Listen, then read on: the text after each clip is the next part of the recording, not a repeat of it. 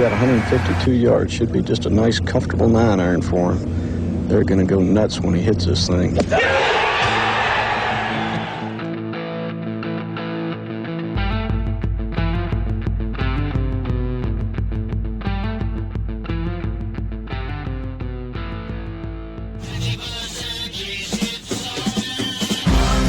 That's dirt. Ladies and gentlemen, boys and girls, golf fans across the globe, the most electrifying, the most powerful, and the most professional sports wagering entity in golf, the Read the Line Network, proudly presents to you Mr. John PGA Tout Hasselbauer out of Long Island, New York. I'm Joe Idoni out of West Palm Beach, Florida. This is the Preferred Lines podcast, and we got 3 words for you as always. Yo, yo, yo, let's go. Got to keep it clean for the YouTube algo. John, how you doing, buddy? Great to see you. Waste Management Phoenix Open Week. I'm fired up. Let's ride. We made it. We made it back to my microphone. We made it out of the Airbnb. We left the mural from the kids' bedroom or whatever I was staying in New Orleans behind. Got back in time to see some Farmers Insurance Open, and 2 weeks in a row we have a runaway Sunday, which means a lot more time to prep for the week ahead. So I can't wait to turn the page to Waste Management, because this tournament has been, the Farmers Insurance Open has been signed, sealed, delivered since really like the end of day Friday. So we're well prepared for Waste Management. One of my favorite tournaments of the year. I think I would love to go one year, and I feel like I need to do it soon, because at a certain point I'm going to age out of the debauchery that is there. So I need to make my arrangements. Have you been to the Waste Management before? I have not.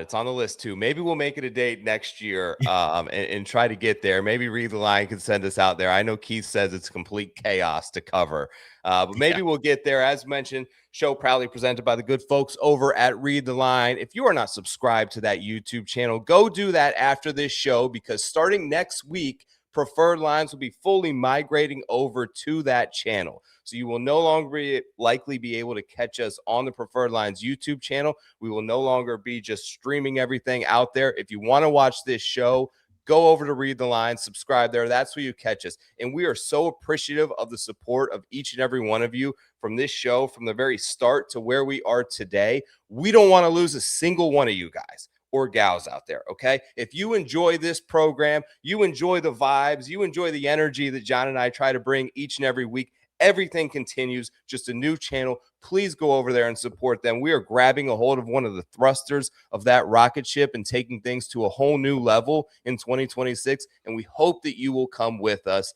Go on over to Read the Line, subscribe, link in the bio to get that done in the channel. John, fired up, man. It was a crazy week of stuff. Obviously, we have a ton of other stuff going on that I wanted to mention. Live from the Tout House has been absolutely crushing it. I started the Golf Digest Power Rankings article last week. Thank you for everyone who supported that. The TGL show is now live over there on that Read the Line page. Keith and I previewing the next match. We talked to Augie Pisa, the most awesome, compelling designer in TGL golf. Make sure to go check that out. Obviously, let's start here, though, in terms of this show. Justin Rose runs away with the Farmers Insurance Open. Wins that tournament by 7. It's crazy to me, because Keith and I kind of spoke to him a few weeks ago, and he talked about, gearing up for the major season and what's important to him at this level of his career. Justin Rose has been playing pro golf since 1998. Yeah. Year 27 for Jay Rose. 2 of his teammates in TGL, Morikawa and Sahith Theegala, were like in diapers when this guy started playing professional golf. Here he is, still doing it, winning tournaments on USGA caliber golf courses by 7 strokes. What an amazing finish by him. Yeah, it's incredible. I mean, he looked sharp as the chaser in his last win at Southwind for the FedEx St. Jude, running down Tommy Fleetwood in that same pairing. And when that happened, I was like, okay, this guy is good from coming from behind. We also saw him do it at the Masters, chasing down Rory, coming from behind. Yeah. We haven't really seen this Justin Rose that's just foot on the gas from the beginning. I was watching this, like I was about to tweet Justin Ray, like, has anybody ever shot the lowest round of the day 4 consecutive rounds in a row? Because he was on that path for much of Friday, Saturday, Sunday. He was playing the best golf every single day. which for the second week in a row doesn't make for the most compelling drama down the stretch. But sometimes you just, you watch for the course, the appreciation for the test that Torrey Pines is, and a golfer playing his A+ game, and you just like sit back and marvel at it. And there was times where I was like, I can't look away from this. I can't look away from Justin Rose flagging a tucked back right pin over a tree up 6 with absolutely no reason to be going for it, but going for it anyway.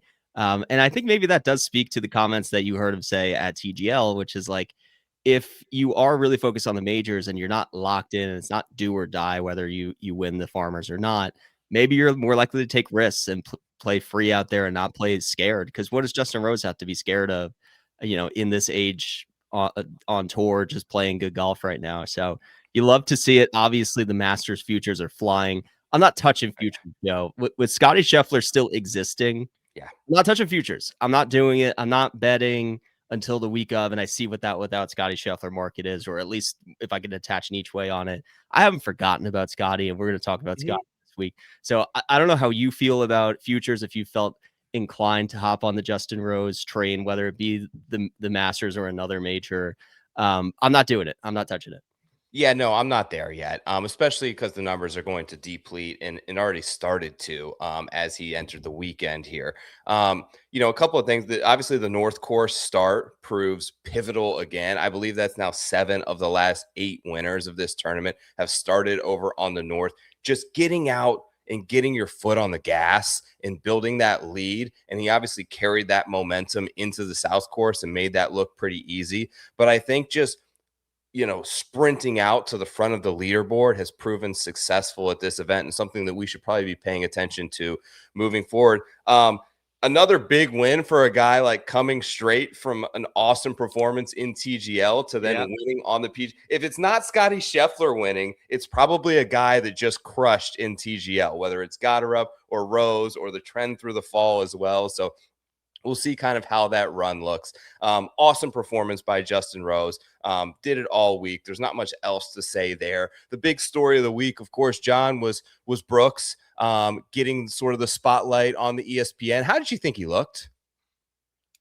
Adequate, I would say. Some good, some bad. Obviously, some rust. His first PGA Tour start in a long time. Had been staying sharp on the DP World Tour, so I think I expected a little bit more from him, but maybe it is a little bit jarring to have that many fans following him on his first start of the year, and they were supportive. It was like a very pro Brooks. I wouldn't expect anything less, but I'm sure he's disappointed, happy to make the cut because that was in jeopardy, so that was an achievement.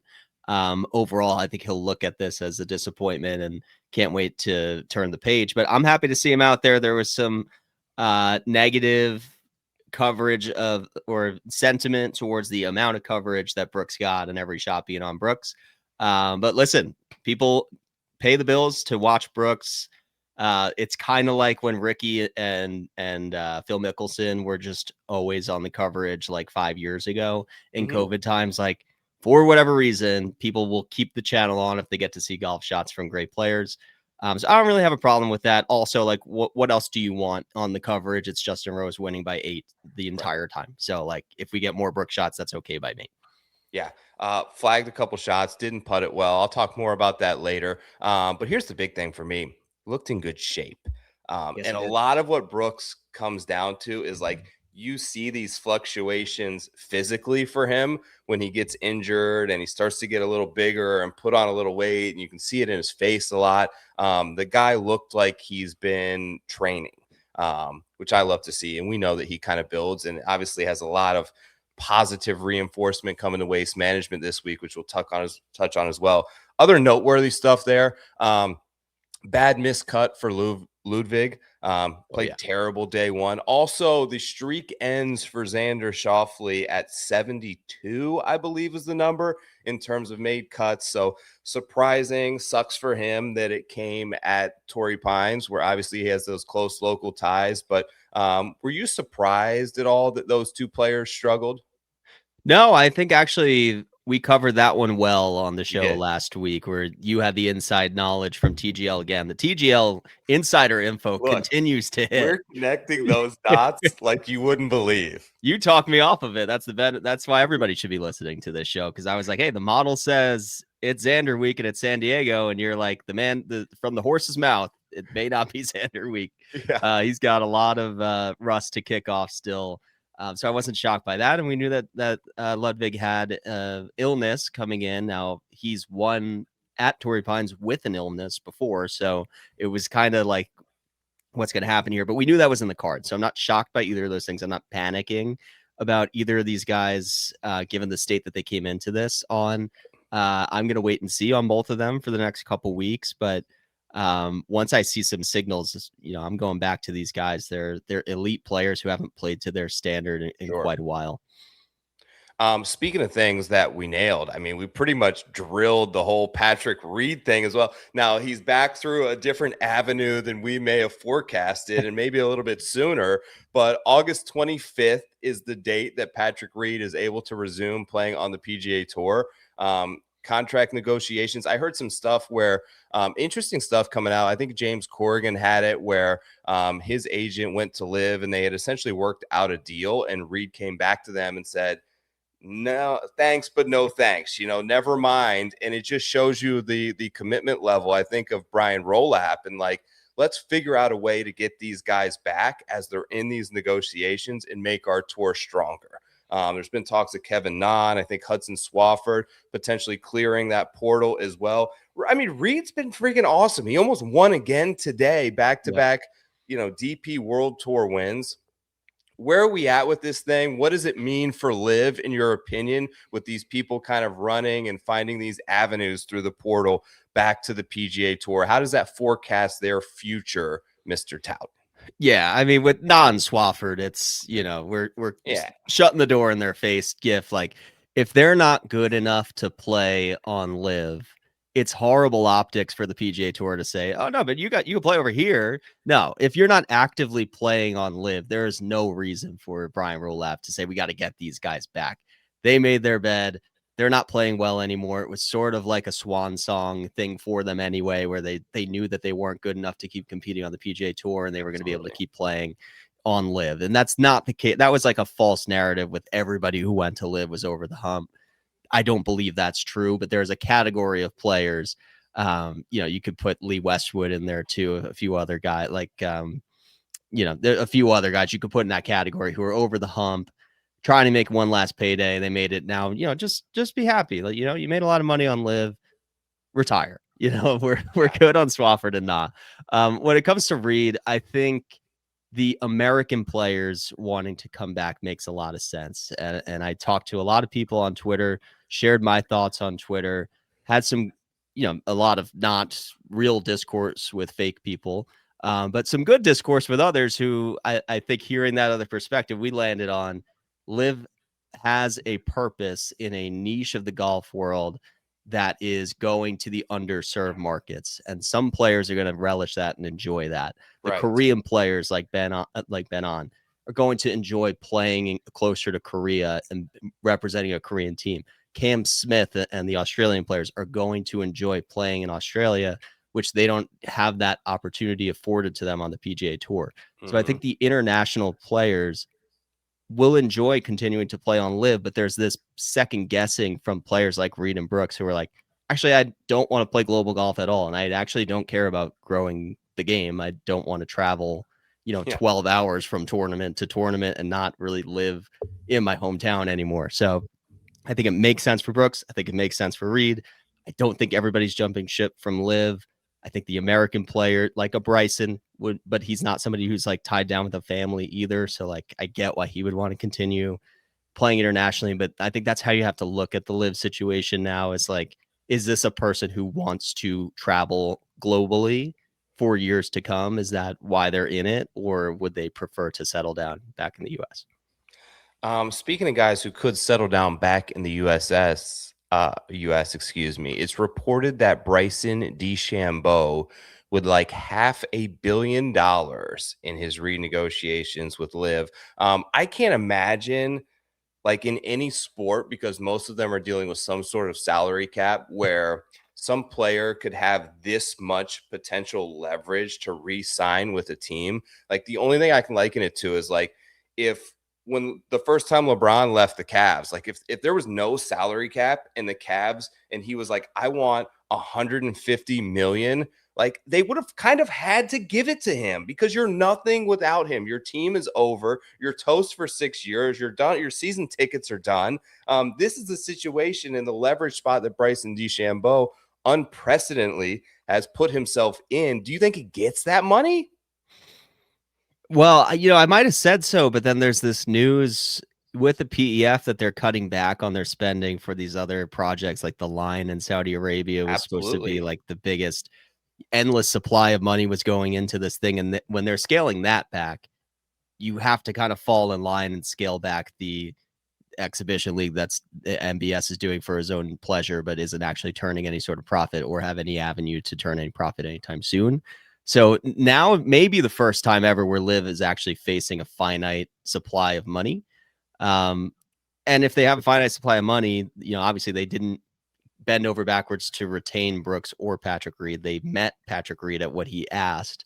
And ultimately it seems like for both Reed and Brooks, it was more about the lifestyle, the travel, the family pieces, wanting to be more US based than any amount of money could persuade them.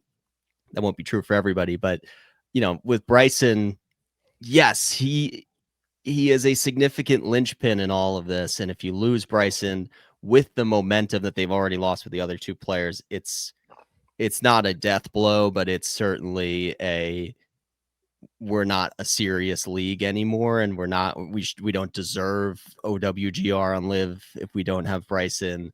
And there's absolutely no claim to the best players play here anymore narrative. So it's not great, but I don't think they absolutely have to meet Bryson at whatever his demands are either. Yeah. Lives on the clock. We'll see if they can come up with a solution there because it seems like their backs is a bit up against the wall. Let's move on to this week. So excited for the Waste Management Phoenix Open, which I have proclaimed on this show for years, John, that it is the WM Phoenix Open, the ultimate Super Bowl appetizer, right? That's right. Get yourself ready to go for the Super Bowl. Don't waste time with all the pregame stuff. Flip on Phoenix. It's usually, except for last year, always an electrifying finish. But let's entertain the people a little bit. Let's bring back a segment that we did during the fall swing. Have the commenters of this show please tell us who wins. We're going to do a little draft here of Super Bowl appetizers, okay? Your idea, John. Awesome subject line. Everyone's got an opinion here. Therefore, I'm going to give you the first overall pick in the draft. What are you taking off the board as your number one Super Bowl app? Yeah, and I've got my pen here. I've got notes as we go through. I've got a big board that I can cross off through, so I came prepared. And also, last year was our first time in our new house hosting a Super Bowl party. I'm usually a guest. Feedback, maybe. What's that? So you might have gotten feedback on some of this. I did. Yeah. No, I feel like, I feel like I've seen what works, what doesn't work, what for the host, what is an easy app for you to put out that's low lift so you can still enjoy the game. Also, the mess factor is something that I'm really putting in as the host. You can't have the chili dip that's falling on your lap. You can't have the Doritos where everybody has Dorito hands in your living room. These are the things that I'm thinking of from a host, but also the feedback that you get from the guests. So like, that was delicious. Okay. So I'm glad I have 101 because I feel like there's large gap for me. And I'm glad I get my first choice. So with number one, I'm going with the pulled pork slider. Now I'm going to give you the case for the pulled pork slider.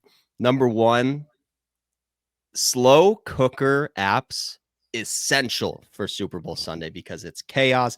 I'm not missing the waste management because I wake up, throw it in the slow cooker for 9 hours, or whatever it is, 6 hours. Wake up, throw it in there, watch the golf. By the time the guests arrive, it's ready to go. Scoop it out, pop it on some buns. Delicious. Great feedback from the guests on it. And number two, elite leftover food. So if you're hosting that pot of pulled pork that you didn't get through, just keep slapping it on sliders. I had pulled pork sliders for a week straight after the Super Bowl because they don't go bad. It's a perfect leftover food.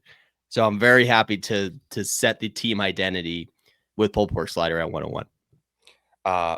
Good choice off the top. I'm going to go a little off the radar here in one of my favorites that isn't at every Super Bowl party, but when it is, it's a go-to for me.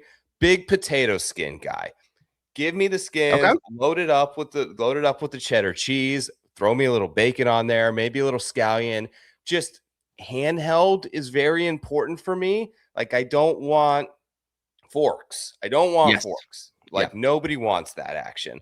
So give me something I can put on one of the small little paper plates. I can grab one or two. I can stand with it. This has got to be a food that I can stand with. I don't like to sit in terms of crowds of people down to eat. I want to stand by the TV. I want to move around. I want to grab a couple bites in and out. I want to go get more. Potato skin, first round pick, maybe a bit of a reach. We'll see if anybody's got some feedback there, but potato skin off the board, end of the first round.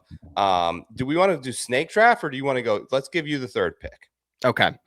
No, potato skins are slept on. I totally agree with the methodology. It's maybe controversial here because it's not really an app, and it's more hearty, and it's maybe not the best complement to the pulled pork slider, but we're chasing value at this second round of the draft. So I'm going pizza. I'm going a slice of pizza.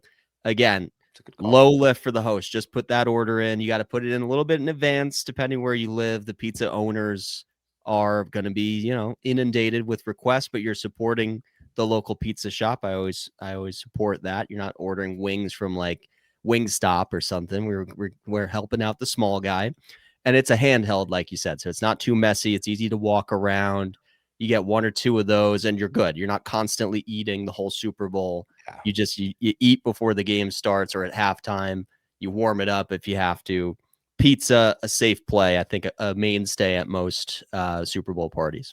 Safe play there. I'm going to come back with my second pick and go. I'm going to take all Smokies, but specifically the bacon wrapped little smoky sausages. Nothing like a little meat on meat to get your boy fired up. Meat wrapped in meat. Give me all of it. I'll take it. You can have a little, sometimes there's like some sort of little barbecue-esque sauce to dip in, but I'm not a big dip guy either. I mean, I know what you guys are thinking out there. Where's the buffalo chicken dip? Now listen, I hear you. Tostitos are great. I don't like the problem with dips. Here's my issue with dips, and I'll just address it right out of the gate. You've got a lot of hands in the dip. You got a lot. It's cold out. Everybody's sick. Everybody's got kids my age now. You got a lot of hands in the dip, especially when there's kids at the party. Or if you're working with small plate action, it gets hard to scoop. You got to scoop the dip onto the plate, and then you got to scoop there. You're at risk of getting something all over. Like we're both wearing a nice white sweater tonight. Yep. Risk versus reward value for me. Can't go wrong with the bacon wrap smoky. I've got a lot of meat with my top two picks. How are you rounding out your selections? Okay, so now I'm at a crossroads because I was considering a dip, and I was between a couple dips, and I understand the case against the dip. And this also kind of goes against my own principles, but I'm put on my host hat, and I'm thinking of the people. And when you're hosting, you got dietary restrictions, you got the vegan at the party, you got the people who are health conscious on a diet, and why even go to the Super Bowl party if that's who you are? But you got to appease these people. And so I'm going spinach and artichoke dip with number 3, because if I'm considering a healthy option at the Super Bowl party, that's the most tolerable one. And I know when I'm putting that on the menu that I'm getting brownie points with everybody. The wives are coming over to me like, thank you for putting the spinach and artichoke dip here. I can't have pulled pork sliders all night. I can't have a pizza. I'm vegan. I'm gluten-free. I can't have the pizza. So, it's a catch-all for everybody. It's a healthy option. And if you do it right, which again, if I'm hosting, I'm making a delicious spinach and artichoke dip, because most people are going to see that. No one's even going to touch it. But I'm going to really focus on making the spinach and artichoke dip edible, delicious, put a little extra something in there and make it, not the healthiest, but still looks healthy. So you get the optics going. Let me round out the roster with the spinach and artichoke dip. Okay. Very fair to consider dietary restrictions there. I'm going to go, this is a play to the people here because I feel like I maybe took a little bit of a gamble in the first 2 rounds. Now, I did make a case for anti-mess, but I'm going to go against my own word here and just, play to the masses and go chicken wings. Yeah. Can't go You're going undrafted. to take wings however you like them. I'm going to grab all flavors with this pick. So an all-encompassing final pick of the draft. Chicken wings for me, bacon wrapped smokies, potato skins. John goes pulled pork sliders off the top, spinach and artichoke dip, and he gets pizza. Big pull there for pizza. Wasn't even on my radar. I don't know how, Especially as in an New York. Italian, I On didn't have Long it on the big Island, board. Yeah. you have to go pizza on Long Island. If I was in Florida, I may not even go delve into those waters. But if you can get a nice New York pizza, you're not really celebrating the Super Bowl without it. Very fair, John. All right, those are our drafts tonight. Let us know in the comments who you think won the draft, and that person will get the first overall pick in next week's draft. Moving on, a segment that we love and we like researching every week because it's a ton of fun. Bullish and bearish. What are we selling and what are we buying this week in the world that is golf or golf adjacent? Let's start with bearish, okay? Because what I am bearish on is a certain individual. And this isn't totally on this person, but the tweet made its rounds and was getting absolutely ridiculed. What are we doing with Tom Kim? I've already called him out because he's put Jupe Links, my hometown Jupe Links, in a very tough spot. They're starting their third match of the season, and they've had to play Kisner in all three only because Tom Kim refuses to come to Palm Beach State College and show up for his teammates in a spot of need. And he's here garnering tweets from the Genesis Invitational and giving out sponsor invites to this guy who can't make a cut. And they're telling you to get ready for the roars. And this was as cringeworthy as it gets for me. I'm selling Tom Kim for all reasons above. Show up for Jupe Links or we're trading you out. We want Brooks on the team. We got to do something with Kisner if we need to be competitive. And we need you not at the Genesis. You don't deserve to be there. You deserve to be in the SoFi Center, Tom Kim. That's my bearish sell of the week. What about you? So this is the objective media coverage that everybody wants when you talk about the face of TGL and Joe Idoni, who sings the praises of Justin Rose and Chris Goddard and then goes full bore right at Tom Kim, who absolutely deserves the heat and needs to wake up and show up for his team. I know you're in Hawaii to start the year. Now show up. The team is dying because of you. Even Sahith Theegala has figured it out, bouncing between. He lost his game and he found it. So wake up call to Tom Kim. I'm totally with you. The other sponsor exemptions I'm okay with last week and this week, but Tom Kim, step it up, man. Step it up. Yeah. Okay, bearish for me. Father Time. I was told Father Time was undefeated. Yeah. And I've got some questions because Justin Rose is maybe the greatest golfer outside of Scotty Scheffler this season. Novak Djokovic nearly won a Grand Slam again. Going up against a man almost half his age. Novak Djokovic got his legs under him. LeBron James is playing my Knicks tonight. He's still averaging 20 a game. Yeah. What's up, Father Time? You're supposed to be undefeated. These guys, these geriatric men, are going out and kicking the drawers off of these young kids out there. So experience prevails. I in high school played golf and tennis because I was playing the long game.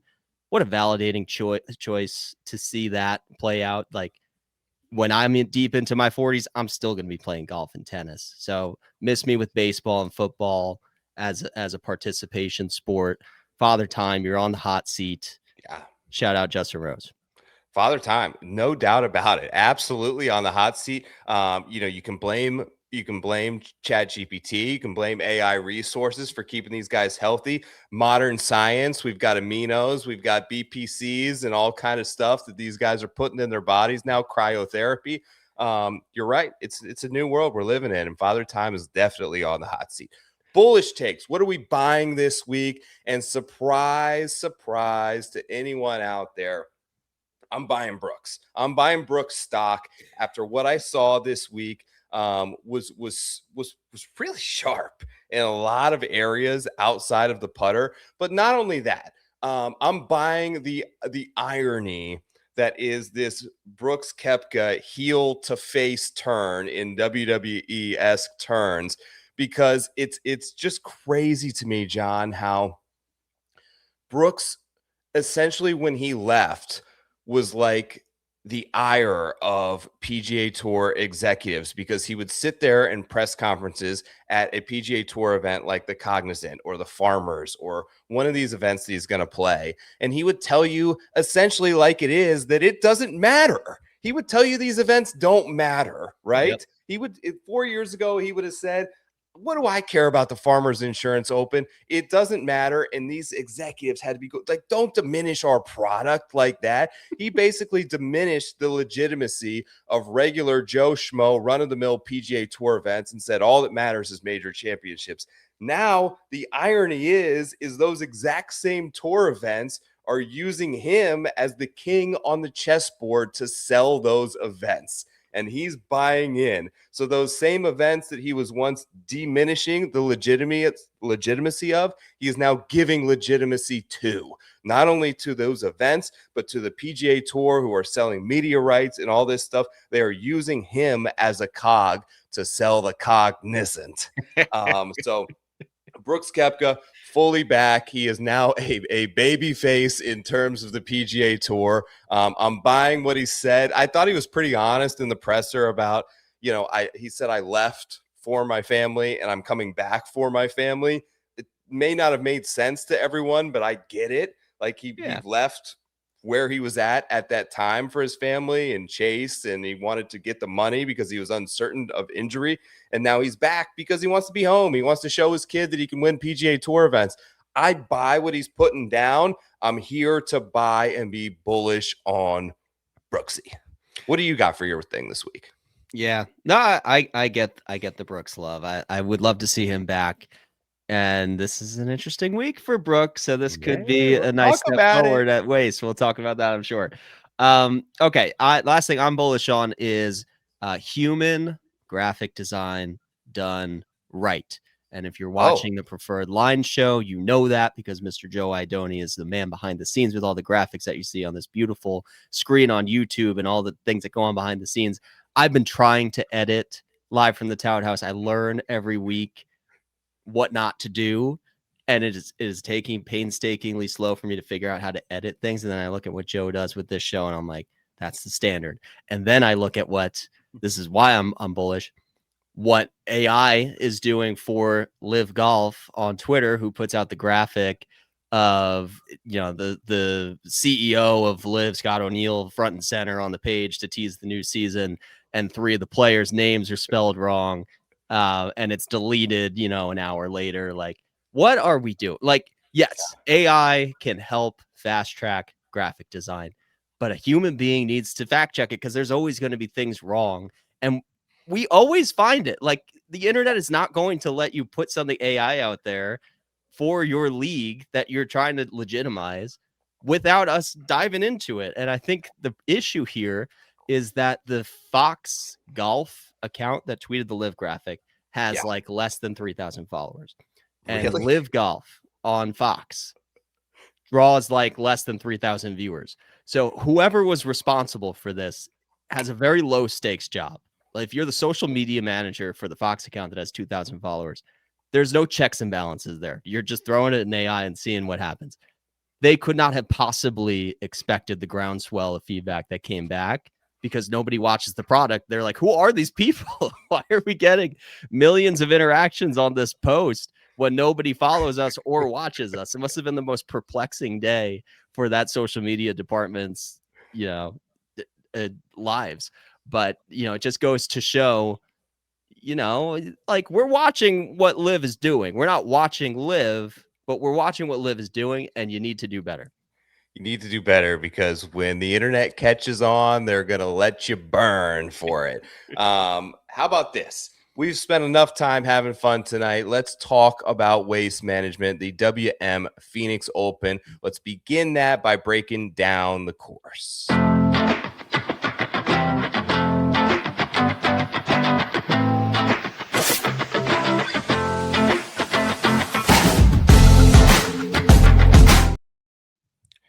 All right, course guide presented by our friends over at Golf Guiders. The golf experience today is more fragmented than ever, John. You've got a GPS, you've got a tee time app, you've got stats, you've got a community app, you've got leaderboard apps, videos, all these different places. And what they have done is created one singular app that is the complete ecosystem for everything on and off the golf course. What we love to do, and we'll bring it up momentarily, is they have a free GPS navigation within the app with over 42,000 courses worldwide already preloaded in there. You can use it for scoring. You can use it to scout the course before. You can even use it like we use it to scout the upcoming PGA Tour event. You can explore, plan, play everywhere. There's leaderboard apps. There's links to YouTube. You can shop on there. You can make tee times with friends. Shout out to the people over at Golf Guiders for supporting this show and supporting this segment. Now, this week we get the WM Phoenix Open. So I'll start with a little tournament history here. Tom Weiskopf design, TPC Scottsdale. The stadium course is a par 71, playing 7,261 yards. It is in my opinion, a very driver-heavy golf course. Nearly 85% of the times when you can hit driver, you are going to hit driver, which is much above the PGA Tour average. There's water on 5 holes, particularly down the stretch. More on that as well later, courtesy of our friends at Golf Guiders. Large POA greens, over 7,000 square feet, which is above PGA Tour average. Minimal rough, very difficult scrambling course historically. From 2014 to 2024, the winning score average -14 to -21. Excuse me here. I'll bring this up right now. Boom. There you have it. With the exception of Thomas Dietrich's win last year by 7 shots when he shot 24 under par. This is a tight tournament. You see how many playoffs and one-shot victories are within there. Obviously, Scotty was 2-time champion from 2022 to 2023. Hideki is a 2-time champion here. Brooks is a 2-time champion here. They're all in the field this week. John, what do you have in terms of your important notes breaking down the course this week? Yeah, I mean, starting with Thomas Dietrich, one of the most perplexing performances. Like, no shame or disrespect to Thomas Dietrich, like good player, but it's his only professional win of his career. Has never really been able to close. Has actually had a really poor record closing, and this is an arena where we've seen, absent Thomas Dietrich, it's all major winners and players winners and Ryder Cup, President's Cup standouts who rise to the top. And so never ever was Thomas Dietrich on my radar.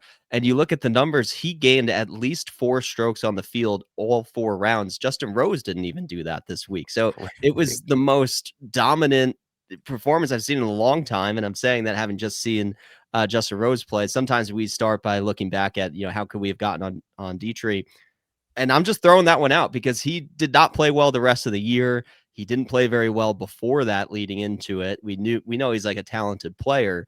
But it was just his week. So sometimes there's an exception to the rule. If we look past Thomas Dietrich, this is such a pure ball strikers course. This is the most weight I put on strokes gained ball striking, strokes gained off the tee individually, strokes gained approach individually. If you look back down the line, even as far back as Hideki and Woodland, I believe, were in a playoff against each other. They were number 1 and number 2 going into the week over the last 36 rounds in strokes gained ball striking, and were number 1 and number 2 for the week in strokes gained ball striking. So the factors that come to play to make ball striking important, as you said, driver heavy course, penalty for wayward drives. There's water here. There's also natural hazards, cacti and stuff that we see guys get caught up in. It's pretty fun to watch. You get that in these firm and fast desert conditions where if you run hot and misfire and miss the fairway, it's not going to get caught in the rough. It's going to keep going into a cactus, right? So you have to be in control of the driver. And that's where strokes gained off the tee purely is very important, because if you're driving it far and not losing strokes from the accuracy, that's good. Or if you don't drive it that far, but you're hitting your driver in the fairway, also good. Approach is always important. Scrambling is important here, but it's not difficult conditions to scramble on. You don't need to be the greatest scrambler in the world. You're going to have tight lies, and you're going to have options. And then the greens themselves are not difficult to read. It's desert golf. It's dormant, blend of a couple different grass types. So it's not like it's POA and you have to be a specialist. Again, Hideki Matsuyama has putted well here. Scotty, before his comeuppance, when he was a tremendous tee to green player but awful putter, figured it out here 2 years in a row. Kevin Stadler, I think, is one of the worst putters of all time in the history of the PGA Tour, has won here, right? So, like, it's a team no putt. Who's ball striking it the best? Who's got the guts to play in the arena? Those are the guys I'm looking for. It's a mix of that art and science, the quantifiable and the subjective this week. Very good stuff. I'm totally with you on off the tee heavy. Actually, historically, approach play is kind of diminished here, which is one of the rare PGA Tour events, and off the tee play is very elevated. One of the things I wanted to pull up here now, courtesy of our friends at Golf Guiders. This is the app. These are screenshots directly from my phone. And one of the things down the stretch at TPC Scottsdale. Now, it's hard to sort of see here, but this is water to the left of every single hole from 11, 12, 15, 17, 18. So one of the nice elements that you can look at, and I'll pull up in a minute when we look at our BetSperts model, is you can't miss left. Yep. Like, there's room to the right on each one of these holes. Now, you may be in a bunker, you may be in some sort of desert situation, but you can work with that. 11 is the toughest hole on the entire golf course, and so many balls run into that water right along the left.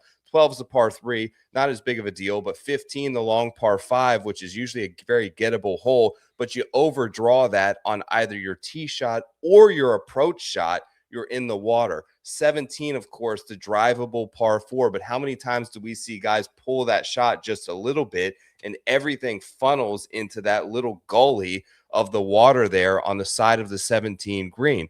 Same with 18. 18 is less likely to hit, but even if you don't hit it in the water, you end up in those church pew bunkers, and that adds a level of variance where you could be okay, you could be totally screwed. So you just can't miss left on this golf course, particularly when you're trying to close this tournament out on Sunday. It was kind of one of the cool elements that I noticed about this golf course. In particular, a one-sided miss is very detrimental to trying to post a good score. Yeah, I'm glad you brought that up too, because that was for different reasons. The left miss was very bad at Waialae Country Club. We talked about that a couple weeks ago, where you want to bail out right because of the shape of the dog legs. And I'm just looking back at the overlap of winners, and there is a lot of correlation there. You got Nick Taylor, who's won, in the last couple of years at both of these events. You got Hideki Matsuyama has won at both. Matt Kuchar has won at both. Justin Thomas, I don't think has won the Waste Management, but he's always up there, contends a lot, has won Waialae. So that might be an event you want to look back at and look at the off the tee numbers at Waialae and who was effective at I can't miss left, in the first event of the season for some of these guys. Yep, BetSperts stat model I'll bring to the stage now. No surprise here. Scotty Scheffler by a decent margin at number 1, followed by Siwoo, Kitayama, Cam Young, JJ Spawn, Pearson Coody, Smotherman, Connors. This is the people's stat model that I put together. It is available and accessible to all of you out there. You can check out John's model. You can check out all the models on the website. And here it is, the left miss tendency. So the higher you rate in this category, the less likely you are to miss it left when you do miss the fairway. So here are some of the top guys in the field. Obviously, some of these are a little bit skewed. They may not have enough rounds, but you see, it's guys who cut it, right? It's right-handed players who play predominantly only a cut. Morikawa, Kim, Koepka, Kanaya, Damon was super accurate with the driver this week. Even Brooks does not miss left very often. So these are some of the top names on the board this week in terms of left miss tendency. You can get my model. The promo code, if you are not a member over at BetSperts and you want to build your own, is LINES, LINES. That'll get you full access to all of our models as well as the tools to build your own as well. Anything to add there, John? What do you got for like comp course? I see a little bit of like Pete Dye lineage in this golf course. Do you see that as well? I mean, you can link Scotty to any course, but some of the guys who've played well at the Players, going back to Siwoo, who's played well here, going back to Webb, going back to Hideki, going back to like Spawn and these guys. Ricky. Like there seems to be some correlation that you can link those two together. 100%. Yeah. When I my article will be up any minute now, and I drew the comparison to Sawgrass as probably the top correlated between the two. You got all the water, the risk reward holes, their TPCs, they reward aggressive birdie stretches, right? So I'm looking there now. The key difference is that Sawgrass is kind of that like watered down swampland. It can be soft, and this is desert golf, and there's a lot more wind to navigate at Sawgrass, and desert golf tends to be more dome conditions. Although, there's who knows what we've had some crazy rain. I think 2 years ago it was like the whole place was flooded. So you never know what you're going to get in Scottsdale. But I do want to look at some of the desert courses this week. So Summerlin, I think TPC Summerlin's a really good one, a short course, maybe a little less driver heavy, but everything else as far as like adjusting your numbers at elevation, I think that's important. I'm looking at Black Desert Resort as another recent desert course. This is going to be a little bit more of a test this week than that was, and obviously more eyeballs on the course than was at Black Desert. But I think just performance, being able to hit your number adjusted for altitude is a skill this week, and why I think we should also mention that this is a top 3 correlated course for course history. So there's a lot of repeat success. I do think that's, again, the environment. This is such a singular experience with all the crowds, so many people there, they're right on top of you. It's different. And some people love that and some people hate it. And the ones who hate it aren't here. And you know what, Joe? Shame on those people. Yeah. Shame on you, Rory. Shame on you, Patrick Cantlay. This event rocks. Drill 'em. This is the most fun event of the year. God forbid we let our hair down a little bit and lean into the crowd a little bit and have a little noise, and we leave the golf clapping aside for a week, and it's Super Bowl and all the eyes are on us. What are we doing? What do we have better to do this week than go down to the People's Open? It's the People's Open. Everyone should be playing. I don't care that it's not a signature event. It doesn't have to be a signature event because everyone should want to go there anyway. So shame on you if you're skipping this event.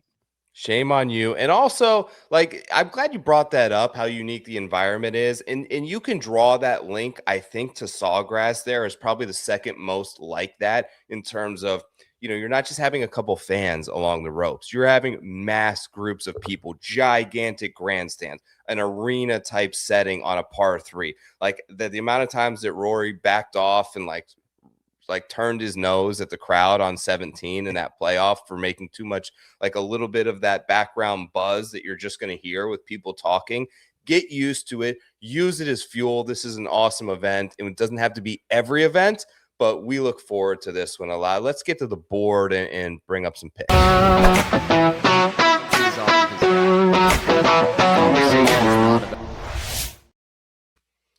All right, here's the odds board, and you see that the boogeyman is back and alone at the top. Scotty Scheffler plus 190. Only 120 guys in this field.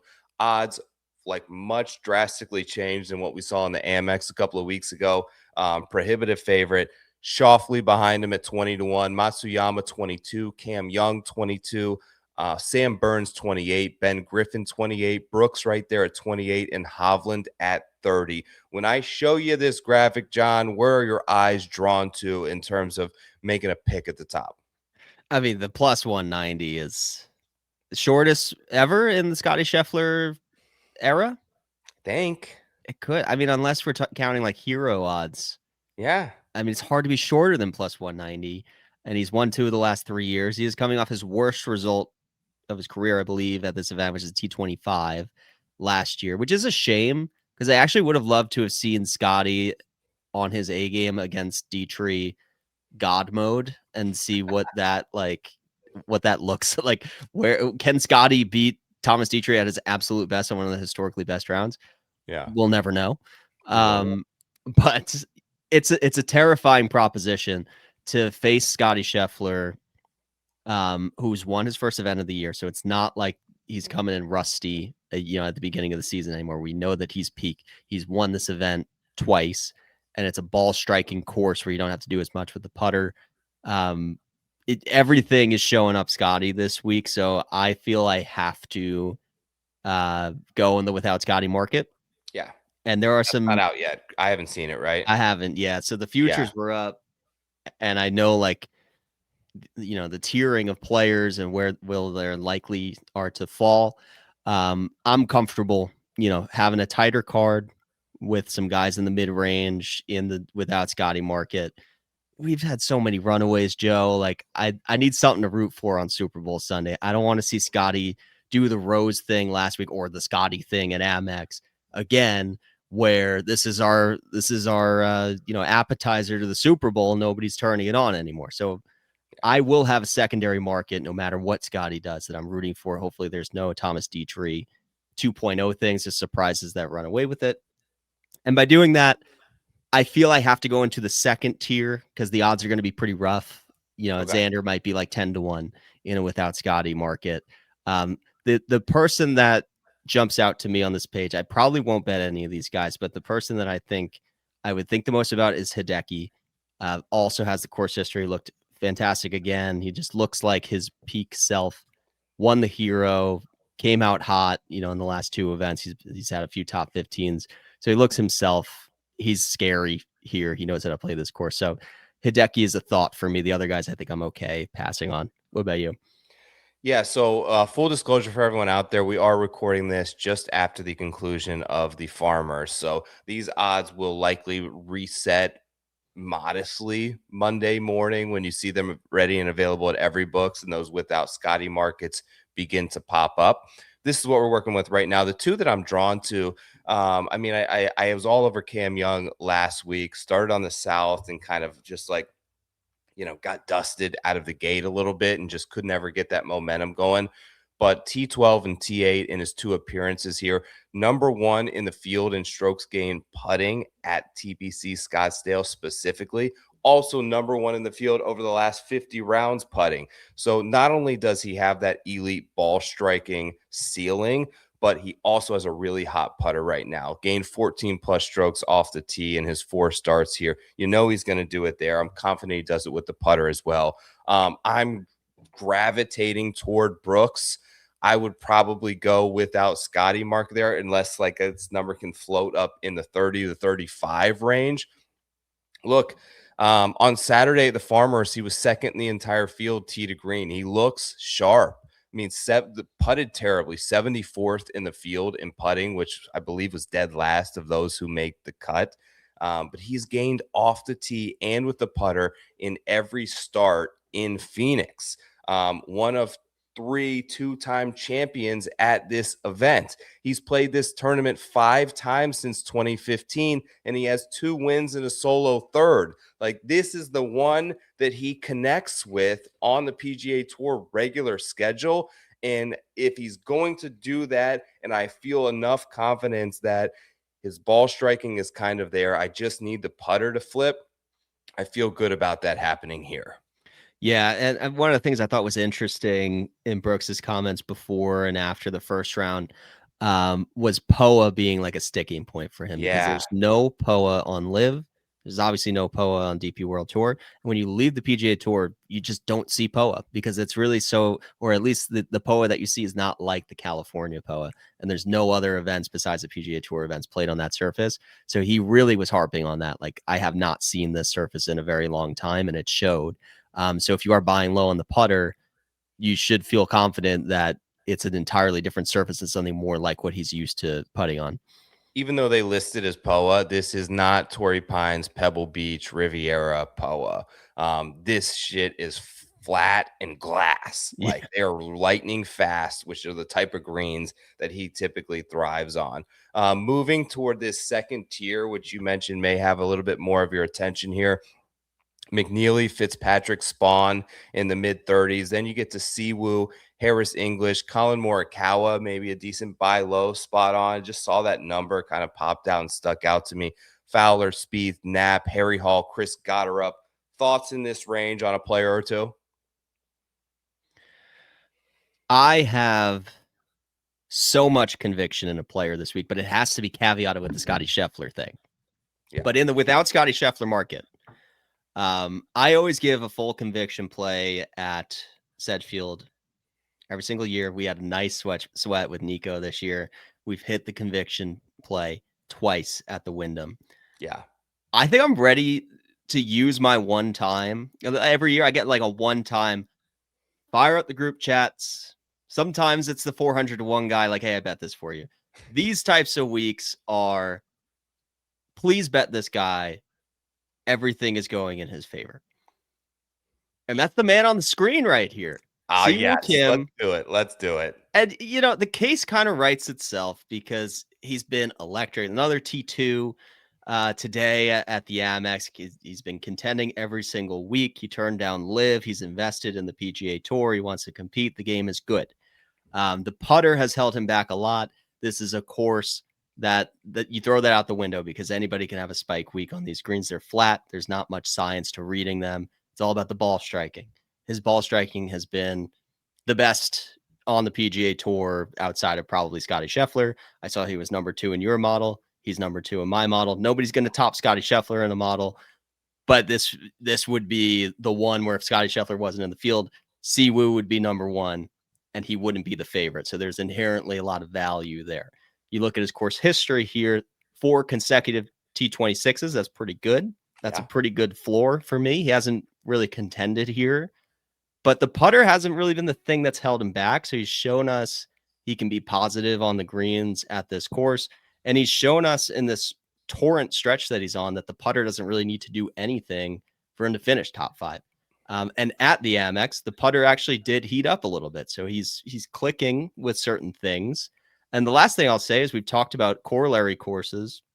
Sawgrass, my favorite, obviously, he's won the Players. Talked about that don't miss left tendency. He's won the Sony Open. So, and the last thing, there's so many cases for Siwoo Kim. The most important one, President Cup, heart and soul of the team. The man shows up when the crowds are there. He relishes it. He loves it. You know, I've got a picture in the art. It's probably going to be the hero picture of my article where he's like, you know, doing this to the crowd and pumping everybody up, even on enemy soil. Like if he's the bad guy and everybody's rooting for Scotty or whatever, he loves that anyway.